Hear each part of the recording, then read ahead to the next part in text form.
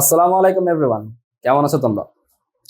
আমি তোমাদের রায়ত ভাই আজকে তোমাদের সামনে নিয়ে এসেছি এসএসসি ফিজিক্স এর চ্যাপ্টার 2 অর্থাৎ মোশন চ্যাপ্টারের উপর একটি ক্লাস নিব আমি। আচ্ছা, তো চলো শুরু করি।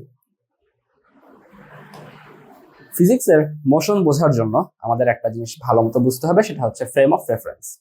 আচ্ছা, নামটা থেকে আমরা কি বুঝি? ফ্রেম মানে হচ্ছে একটা ফ্রেম বা তোমার হচ্ছে একটা বক্স চিন্তা করতে পারো, আর রেফারেন্স মানে হচ্ছে যার রেসপেক্টে আমরা কোনো কিছু একটি বা যাকে সঠিক ধরে, যাকে ফার্ম ধরে আমরা কোনো কিছু একটা জাজ করব, সেটাকে আমরা রেফারেন্স বলতেছি। আর ফ্রেম হচ্ছে বেসিক্যালি একটা উইন্ডো, এভাবে চিন্তা করতে পারি।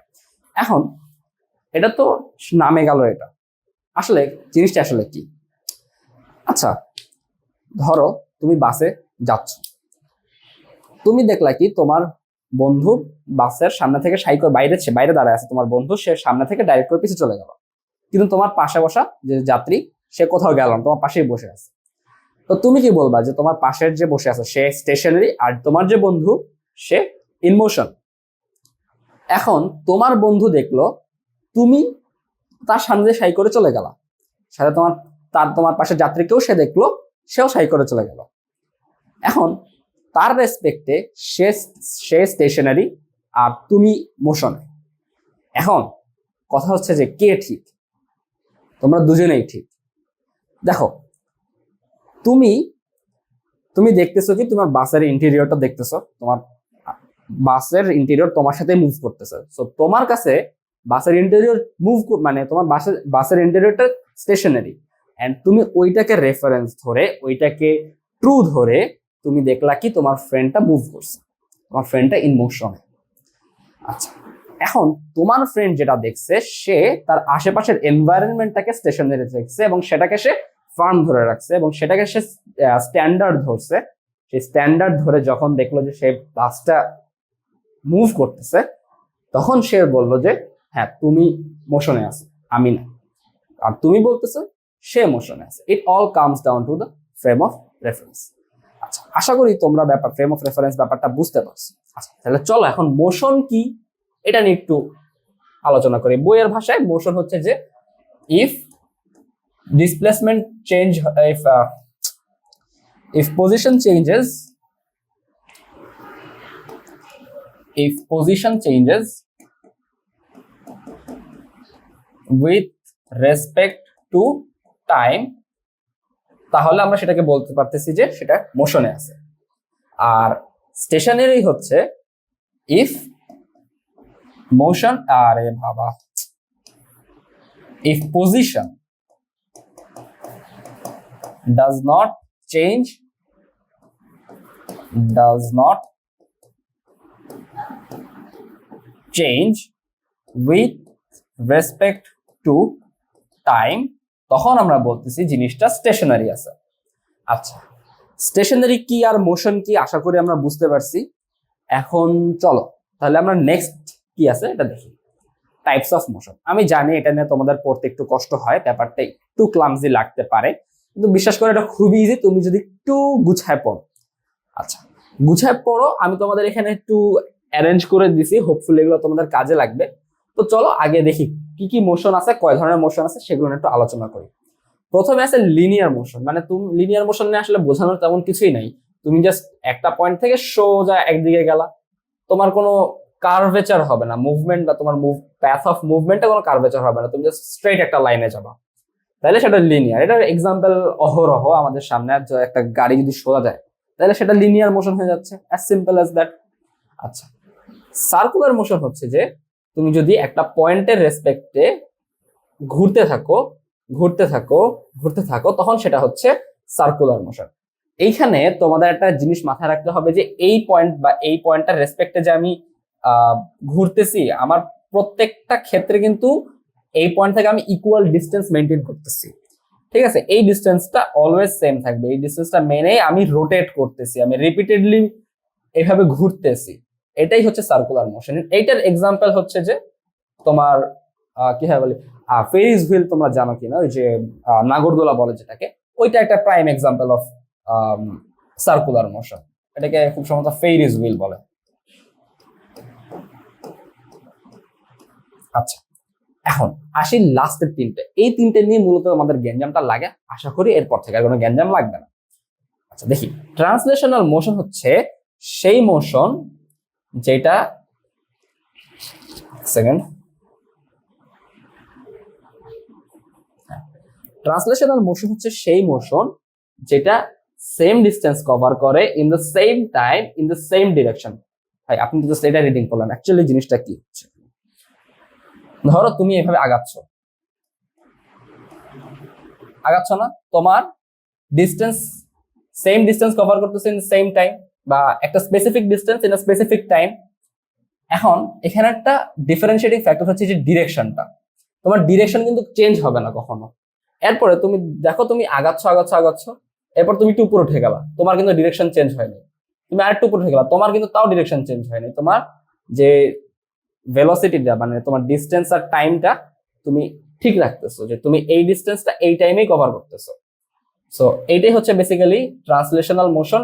এইটার এক্সাম্পল বা এইটার হচ্ছে সাব টাইপ বলতে পারো তুমি লিনিয়ার মোশন। লিনিয়ার মোশন কিন্তু এক ধরনের ট্রান্সলেশনাল মোশন বলা যায়। আচ্ছা, এরপরে কি আছে? Periodic motion. এটা খুবই চমৎকার একটা জিনিস। Periodic motion is an amazing thing. Periodic মোশনটা হচ্ছে বেসিক্যালি তোমার রিপিটেডলি ঘুরবে। এখানে পয়েন্ট কি কি দেখো, রিপিটেডলি ঘুরবে, সেম ম্যানারে ঘুরবে, and obviously pass through a definite point in, and যে পয়েন্টে যাবে তোমার হচ্ছে যে ডিরেকশনটা সেম থাকবে, আর হচ্ছে যে তোমার একটা স্পেসিফিক টাইম পর পর ওই পয়েন্টটা দিয়ে পাস থ্রু করবে। এইটার প্রাইম এক্সাম্পল হচ্ছে কিন্তু আমাদের ঘড়ির কাঁটা কিন্তু একটা স্পেসিফিক পয়েন্ট দিয়েই যায়, মানে একটা স্পেসিফিক পয়েন্টকে সে একটা স্পেসিফিক টাইমে একটা স্পেসিফিক ডিরেকশনে একটা ইন দ্য সেম ম্যানারে তোমার হচ্ছে পাস থ্রু করে একটা পয়েন্ট দিয়ে। সো এটার এক্সাম্পল হচ্ছে যে clock, motion of clocks hand.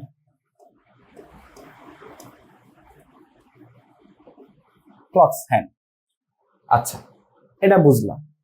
আচ্ছা, এখন সিম্পল হারমোনিক মোশন, এইটা হচ্ছে একটা স্পেশাল টাইপ অফ, এটা হচ্ছে তোমার একটা special type of periodic motion.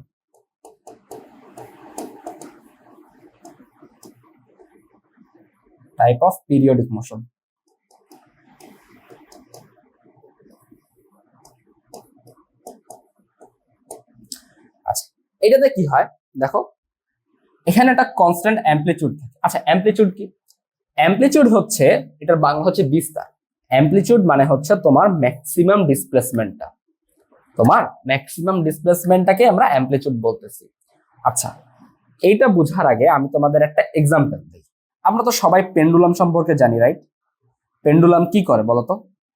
একবার এদিকে যায়, একবার ওদিকে যায়, একবার এদিকে যায়, একবার ওদিকে যায়, তাই না? তাই কিনা বলো? আচ্ছা দেখো তো, এদের মধ্যে একটা কমন পয়েন্ট এটা না? তাহলে তার এই সিম্পল হারমোনিক মোশন হওয়ার জন্য একটা পার্টিকেলকে একটা কমন পয়েন্টের দুই পাশেই যাইতে হবে, ঠিক আছে? তো এই যখন দুই পাশে যাবে, the maximum displacement it will occur বা it will cover from that specific point is our amplitude. এই যে এই এতটুকু গেল না, এটাই কিন্তু আমাদের অ্যামপ্লিটিউড। এর বাইরে কিন্তু যাবে না, এর ওই পাশে যাবে না, কিন্তু এটাই ওর ম্যাক্সিমাম ডিসপ্লেসমেন্ট। এটাই হচ্ছে বেসিক্যালি অ্যামপ্লিটিউড। এখন একটা কাহিনী আছে এখানে, acceleration is proportional to negative displacement. এইটার মানে কি ভাই? এটা তো বুঝলাম না। আচ্ছা দেখো, খুব সহজ। আমার এই পেন্ডুলামটা যখন এখানে আমি নিয়ে আসছি, হাতে ধরে নিয়ে আসছি, রাইট? নিয়ে আসার পর আমি এটাকে ছেড়ে দিলাম। তো ইনিশিয়ালি ওর তো কোনো ভেলোসিটি নেই, রাইট? ও মুভমেন্ট করতেছে এইদিকে, এদিকে মুভমেন্ট করতেছে তো, তাই না? মুভমেন্ট করে কি হলো, ও একবারে এই পাশে চলে আসলো। এই পাশে আসার পর একদম স্টিল হয়ে গেছে। ইন দ্য মিন টাইম যেটা হয়েছে, এই পয়েন্টে ওর ভেলোসিটিটা ম্যাক্সিমামে ছিল, আবার এই পয়েন্টে কিন্তু ওর ভেলোসিটি 0 হয়ে গেছে। এখন তুমি আমাকে বলো যে এখানে যেহেতু এরা হচ্ছে তোমার ভেলোসিটির চেঞ্জ হয়েছে, এখানে একটা ধরনের অ্যাক্সেলারেশন হয়েছে। অ্যাক্সেলারেশন, ভেলোসিটি, ডিসপ্লেসমেন্ট, এগুলো নিয়ে আমরা বিস্তর আলোচনা একটু পরেই করতেছি। জাস্ট এইটার ক্ষেত্রে একটু মাথায় রাখো যে আমাদের অ্যাক্সেলারেশনটা ডিসপ্লেসমেন্টের নেগেটিভে হবে। অর্থাৎ এদিকে যদি আমাদের অ্যাক্সেলারেশন, এদিকে ডিসপ্লেসমেন্ট যদি হয়, আমাদের অ্যাক্সেলারেশন হবে এদিকে, এদিকে অ্যাক্সেলারেশন হবে। আর এদিকে যদি আমাদের ডিসপ্লেসমেন্ট এক্স এ যদি ডিনোট করি, এদিকে ডিসপ্লেসমেন্ট হলে আমাদের অ্যাক্সেলারেশন এই দিকটাই হচ্ছে। আচ্ছা, তোমাদের এইটা নিয়ে তোমাদের আরো মানে ইন্টারে তোমরা আরো বিস্তর আলোচনা করব আমরা। এটা তোমরা মানে খুব চমৎকার একটা জিনিস, এই যে এই সিম্পল হারমোনিক মোশন আর এই পিরিয়ডিক মোশন, খুবই জোস একটা জিনিস। আচ্ছা চল, এটা নিয়ে আমাদের আর কি এই দুটো বিষয় একটু ভালো মতো জানার দরকার ছিল, তো আমরা জানলাম। চলো নেক্সট কি আছে দেখি। Distance and displacement. এটা বোঝানোর আগে আমরা একটু স্কেলার অ্যান্ড ভেক্টর কোয়ান্টিটি নিয়ে একটু আলোচনা করি। খুব ব্রিফলি আমি আলোচনা করব, কারণ এইটার ভিডিও আমরা আগে দিয়ে রাখছি। আচ্ছা, স্কেলার কোয়ান্টিটি হচ্ছে সেই সব কোয়ান্টিটি যেগুলো শুধু একটা ম্যাগনিটিউড দিয়েই তুমি হচ্ছে প্রকাশ করতে পারবা। Only magnitude is required, only magnitude is required. এটার এক্সাম্পলস হচ্ছে তোমার ধরো টেম্পারেচার,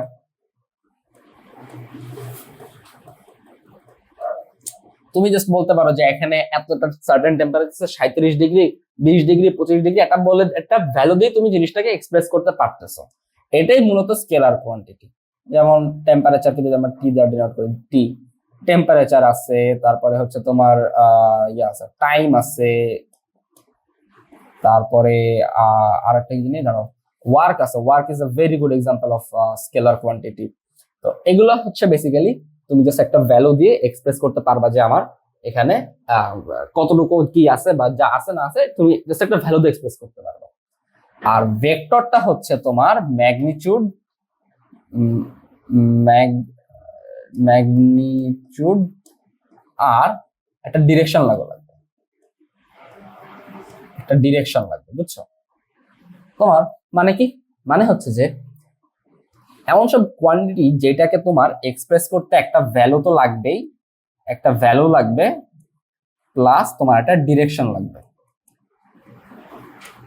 বোঝা গেছে? এটার এক্সাম্পল হচ্ছে যে ভেলোসিটি, ফোর্স,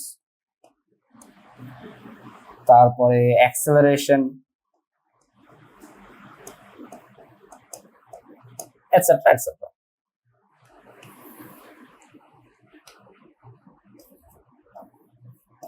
এটসেট্রা। এখন দেখো, এটা একটু আলোচনা করলাম, এখন আসি আমরা ডিস্টেন্স আর ডিসপ্লেসমেন্ট নিয়ে।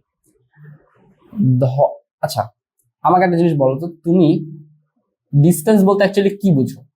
আমরা বুঝি যে আমি যতটুকু পাথ কভার করছি সেই পাথটাই হচ্ছে আমাদের ডিস্টেন্স। আমি যে এই এ পয়েন্ট থেকে বি পয়েন্টে এই পাথটুকু ক্রস করে আসলাম, যে এই পাথটুকুর লেংথটাই হচ্ছে আমার distance. As simple as that. আমরা ডিস্টেন্সকে এক্সপ্রেস করি হচ্ছে তোমার ডি দিয়ে, আর ডিসপ্লেসমেন্টকে এক্সপ্রেস করি হচ্ছে এস দিয়ে।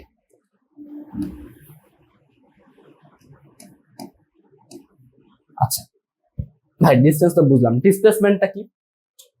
তোমার নামের মধ্যে দেখতে পাচ্ছ ডিসপ্লেসমেন্ট, তোমার প্লেসটা চেঞ্জ হচ্ছে। তোমার প্লেসটার চেঞ্জটা কতটুকু হচ্ছে, বা তোমার ইনিশিয়াল পয়েন্ট থেকে ফাইনাল পয়েন্ট, তোমার ইনিশিয়াল প্লেস থেকে ফাইনাল প্লেসের মধ্যে ডিস্টেন্সটা বা লিস্ট যে ডিস্টেন্সটা, ওইটাকে আমরা বলবো ডিসপ্লেসমেন্ট বলতেছি। দেখো তাহলে ডিসপ্লেসমেন্ট কোনটা হবে? এ থেকে বি অবধি আমাদের ডিসপ্লেসমেন্ট হবে। এখন এখানে একটা গুরুত্বপূর্ণ জিনিস আছে, আমাদের এই ডিসপ্লেসমেন্ট জিনিসটা কিন্তু একটা ভেক্টর কোয়ান্টিটি। অর্থাৎ তুমি যদি এ থেকে বি এটা এক্সপ্রেস করতে চাও, তোমার একটা সার্টেন ভ্যালু লাগবে, ম্যাগনিটিউড লাগবে, এবং তোমার ডিরেকশনটা লাগবে যে তুমি এ থেকে বি এর দিকে যাচ্ছ। এখন তুমি যদি এ থেকে বি এর দিকে যাও, ওইটা is not equal to B থেকে এর দিকে আসা। তাহলে হোয়াট ইজ ইকুয়াল টু এটা, মানে এখানে আসলে মানে কেন, মানে ব্যাপারটা কি আর একটু বলেন। এখানে যেটা হচ্ছে তোমার ডিরেকশনটা কিন্তু অ্যাকচুয়ালি উল্টায় যাইতেছে। দেখো, যেহেতু ডিরেকশনটা আমার উল্টায় যাইতেছে, সো আমরা কিন্তু এখানে বলতেই পারি যে এখানে is equals to negative B. এই যে দেখো আমার যে ডিরেকশনটার যে ব্যাপারটা, এটাই কিন্তু বেসিক্যালি ভেক্টর। এই ডিরেকশন নিয়ে গ্যাঞ্জাম হলেই ভেক্টর। বুঝা গেছে? তো আশা করি তোমরা ডিসটেন্স আর ডিসপ্লেসমেন্ট নিয়ে বুঝছো। এটা খুবই ইজি জিনিস, তোমরা যথেষ্ট স্মার্ট, তোমরা এই জিনিসগুলো বুঝবে।